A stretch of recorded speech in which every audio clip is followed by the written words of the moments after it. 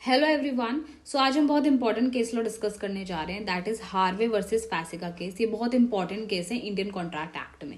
तो सबसे पहले इसके फैक्ट्स जान लेते हैं।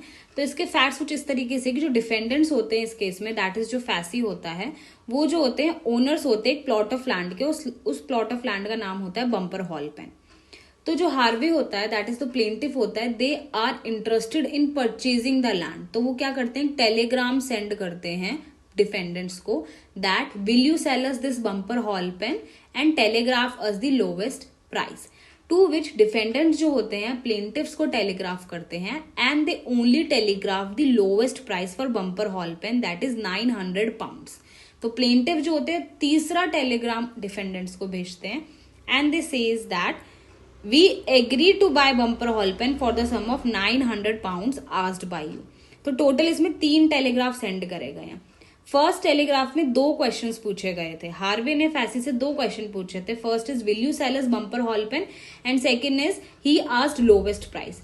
जिसमें सेकंड टेलीग्राफ में फैसी ने हार्वे को सिर्फ सेकंड क्वेश्चन का रिप्लाई दिया था, that is lowest price for Bumper Hall Pen is 900 pounds.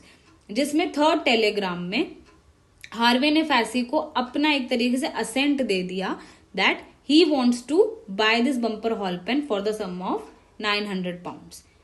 अब इसमें ऑब्जर्वेशंस क्या हुई थी? तो पहला ऑब्जर्वेशन ये हुआ था, जो फर्स्ट क्वेश्चन था फर्स्ट टेलीग्राम में, वो एक्चुअली विलिंगनेस ऑफ फैसी से रिलेटेड था। यानी उसमें फैसी की विलिंगनेस दिखा रही थी that he wants to sell to the एपेलेंट्स।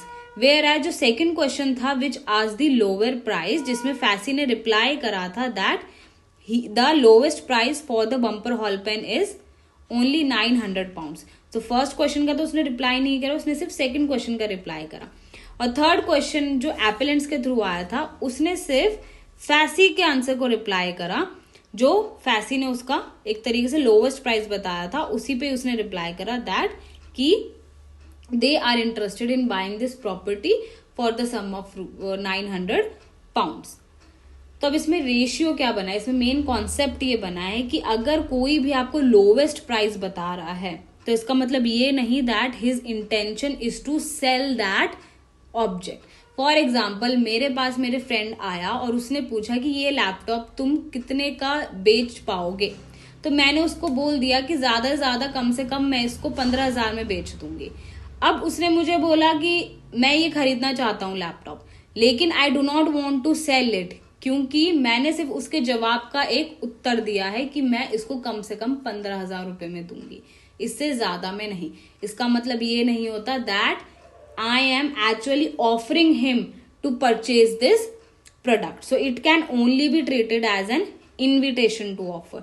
तो रेशियो में क्या बोला गया था, that mere statement of the lowest price at which the vendor would sell contains no implied contract to sell at that price to the persons making the inquiry. जो inquiry कर रहे हैं इसका मतलब ये नहीं कि उनपे एक इम्प्लाइड कॉन्ट्रैक्ट बन जाएगा। So it can only be treated as an invitation to offer. तो इसमें डिसीजन यही आया था दैट लॉर्डशिप्स जो थे उन्होंने बोला that they can not treat the telegram from Facey as binding him in any respect. Binding नहीं होएगा फैसी पे कि वो इस कॉन्ट्रैक्ट, क्योंकि ये कॉन्ट्रैक्ट था ही नहीं। सेकेंड, उन्होंने ये बोला that the telegram reply from the appellants in third telegram can not be treated as acceptance of an offer to sell to them, but it was an offer that require to be accepted. ये एक तरीके से offer था फैसी को, जो फैसी को accept करना था, but he denied accepting it. So contract will be completed if फैसी had accepted the एपेलेंट्स last telegram. So thank you for watching this video. Please subscribe our YouTube channel and don't forget to follow us on Instagram, LinkedIn and Facebook.